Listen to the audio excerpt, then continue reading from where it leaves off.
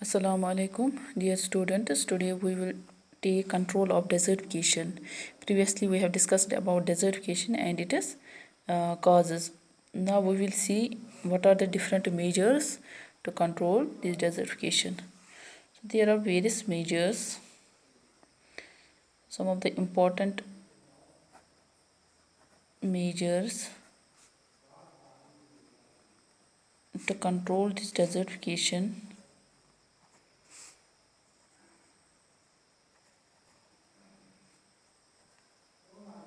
Desertification और first it is कौन कौन से मेजर्स हम ले सकते हैं in order to control this desert, ताकि हम डेजर्टिफिकेशन को कंट्रोल कर सकें. First it is cover crops. Cover crops here means plantation. That means we have to plant more and more trees, and this cover crops it prevents the soil erosion. इससे हम soil erosion को prevent कर सकते हैं.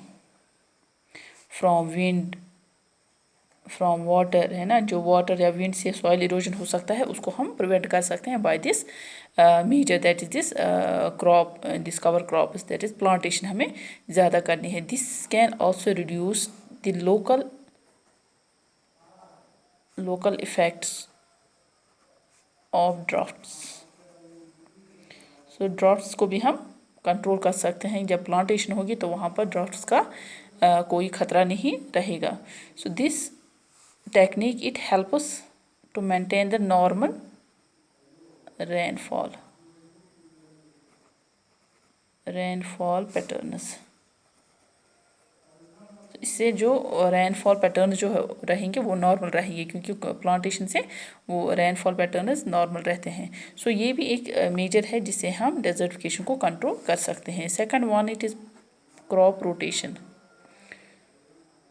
Crop rotation here means हमें rotate करना है. जो हम क्रॉप्स अगर हम एक एरिया लेंगे, ठीक है, उसमें हम कोई भी क्रॉपिंग करते हैं किसी भी इस फॉर एग्जाम्पल अगर हम राइस क्रॉपिंग करते हैं या हम लेंगे अपने ही गार्डन में किसी वेजिटेबल की जो हम क्रॉपिंग करते हैं, अगर हम चाहे कैबेज लेंगे, कैबेज की जो क्रॉपिंग हमने की यहाँ पर इस एरिया में, तो नेक्स्ट टाइम हमें कैबेज की नहीं करनी है, हमें दूसरे वेजिटेबल की क्रॉपिंग करनी है. फॉर एग्जांपल हम लेंगे ब्रिंजल की, ठीक है. तो इस यहाँ पर हमें रोटेट करना है. जो एरिया हमने एक टाइम में किसी एक इसके लिए क्रॉपिंग की है, तो दूसरे टाइम हमें वहाँ पर रोटेट, यहाँ पर ऑल्टरनेशन करनी है. So in this crop rotation we have to take the alternation of different crops on the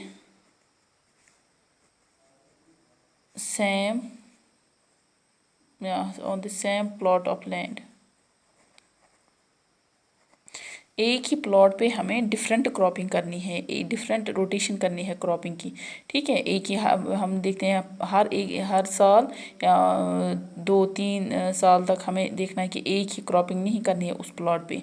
हमें एक साल में एक टाइप की क्रॉपिंग करनी है, दूसरे साल में दूसरे टाइप की क्रॉपिंग करनी है, दूसरी किस्म की, चाहे वेजिटेबल्स की हो या किसी और की. तो वहाँ पर हमें डिफरेंट ये क्रॉपिंग करनी है. सो ये जो टेक्निक है that is this crop rotation. It helps in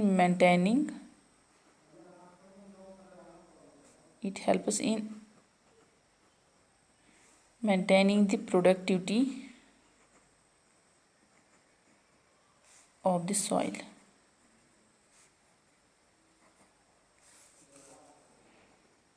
By replenishing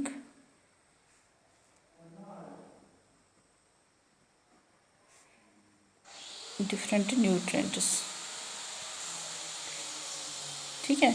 तो यहाँ क्रॉप रोटेशन से हम न्यूट्रेंट जो उस सॉइल में होते हैं उसको रेप्लेनिश कर सकते हैं, वहाँ पर रिटेन कर सकते हैं. क्योंकि अगर हम सेम क्रॉपिंग करेंगे उस प्लॉट पे, तो वो न्यूट्रेंट जो उस क्रॉपिंग के लिए चाहिए वो कंटिन्यूसली यूज़ अप हो जाएंगे उस प्लांट से जो हमने क्रॉपिंग की है वहाँ पर, तो उसको हमें रिटेन करना है। अगर हम कंटिन्यूसली वो देखते हैं कि वो न्यूट्रिएंट्स उस सॉइल में से निकलेंगे तो वहाँ पर वो सॉइल जो है, वो लैंड जो है वो डेजर्टिफिकेशन में, दैट मीन्स वो डेजर्ट में कन्वर्ट हो जाएगा, वो बैरन लैंड वहाँ पर हो जाएगा, क्योंकि उसमें फर्टिलिटी तो रही नहीं। ठीक है, तो फर्टिलिटी को मेंटेन करने के लिए वहाँ पर हमें क्रॉप रोटेशन करनी है, ताकि जो न्यूट्रिएंट्स है उसको हम रिटेन कर सकें वहाँ पर। थर्ड जो है that is rotational grazing. Rotational grazing, तो ग्रेजिंग कंटिन्यूसली एक एरिया पे नहीं होनी चाहिए। ठीक है, अगर जो ये रोटेशनल ग्रेजिंग है, this process limit is the grazing pressure, limit is the grazing pressure on a given area। मतलब किसी एक एरिया पर अगर ग्रेजिंग हो रही है तो कंटिन्यूसली वहाँ पर ग्रेजिंग नहीं, क्योंकि इससे रोटेशनल ग्रेजिंग से जो उस एरिया पर ग्रेजिंग का दबाव था वो उसको हम कंट्रोल कर सकते हैं, क्योंकि कंटिन्यूसली एक ही एरिया पर ग्रेजिंग नहीं होनी चाहिए, उससे भी वो लैंड जो है वो डेजर्ट में कन्वर्ट हो सकता है, क्योंकि कंटिन्यूसली ग्रेजिंग से वहाँ पर प्लांट्स जो है वो नहीं रहेंगे, तो वहाँ पर डेजर्टिफिकेशन का खतरा रहता है। तो रोटेशनल ग्रेजिंग करनी है, अगर एक जगह एक एरिया पे ग्रेजिंग की तो दूसरे टाइम में हमें दूसरी जगह पे ग्रेजिंग करवानी है। इसी तरह नेक्स्ट टाइम पे किसी नेक्स्ट एरिया पे, इससे दबाव नहीं पड़ेगा उस एरिया पे, तो डेजर्टिफिकेशन का खतरा नहीं रहेगा। इस तरह से रोटेशनल ग्रेजिंग अगर हम करेंगे। नेक्स्ट हम लेंगे terracing.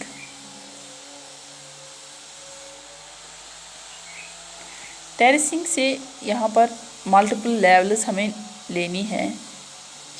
In terracing multiple levels of flat ground,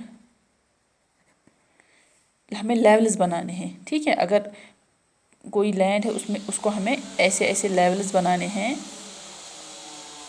ठीक है, स्टेप्स, ये मान लो अब लॉन्ग स्टेप्स हमें बनाने, लेकिन ये जो स्टेप है ये फ्लैट होना चाहिए। ये स्टेप जो है नेक्स्ट स्टेप, अगर ये डाउन इससे है तो ये भी फ्लैट होना चाहिए। ये स्टेप जो इससे डाउन है ये भी फ्लैट होना चाहिए, और ये भी फ्लैट होना चाहिए। इससे क्या है, जो रन ऑफ है उसको हम कंट्रोल कर सकते हैं, स्लो डाउन कर सकते हैं। So run off should be slow down by this technique.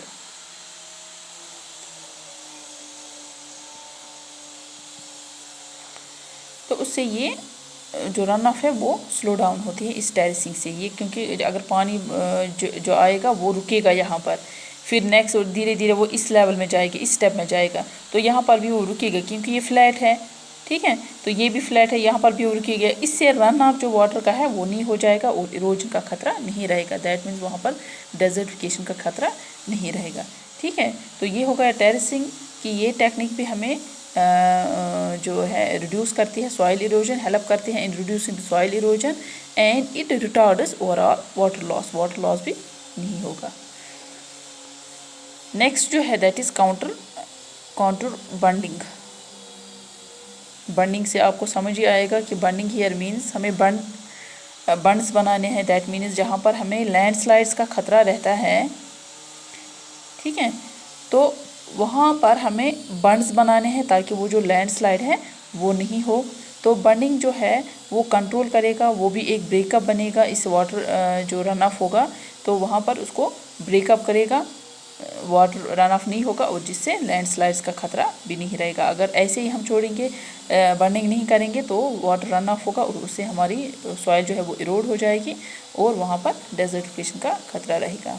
Next जो है दैट इज़ विंड ब्रेक्स। जो विंड से जो सॉइल इरोजन होती है उसके लिए भी हमें कुछ ऐसे टेक्निक्स यूज़ करने हैं जिससे कि विंड जो है उसको हम ब्रेकअप, उसको स्लो डाउन कर सकते हैं। ठीक है, तो इस तरह हमें ऐसे प्लांट्स लगाने हैं जो फास्ट ग्रोइंग प्लांट्स हो या ट्रीज़ हो। ठीक है, फास्ट ग्रोइंग ट्रीज़ जो इस विंड को ब्रेकअप कर सकें। ठीक है, जिससे सरफेस विंड्स जो है होते हैं उनको हम ब्रेकअप कर सकते हैं bye planting these fast growing this trees. ठीक है, So these trees, they slow down wind driven erosion. जो विंड से इरोजन का खतरा रहता है उसको वो कम कर सकता है. And these may be use to inhibit the encroachment of sand dunes. Next हम लेंगे afforestation. Afforestation, and you can say planting of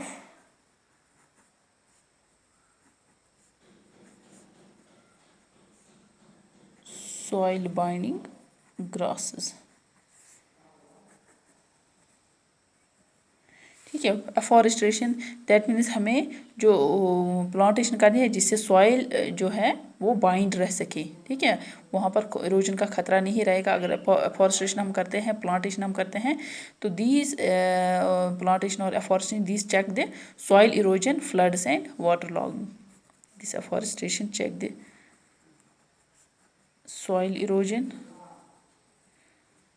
floods, इससे फ्लड्स का खतरा नहीं रहेगा, और जो वाटर लॉगिंग जो है वो भी इस एफॉरेस्ट्रेशन से होगा.